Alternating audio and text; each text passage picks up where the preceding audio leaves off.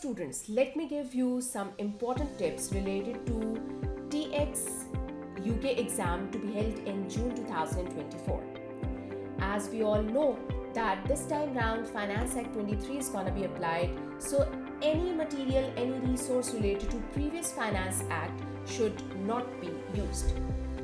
Secondly, you should not leave anything undone as the entire syllabus is important.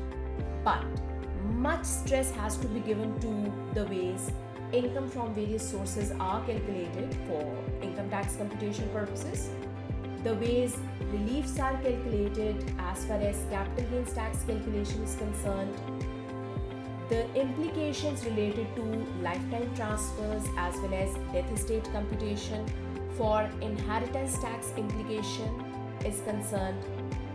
Then, most importantly, the way corporation tax liability is computed and the planning required for the sake of adjustment of corporation tax losses.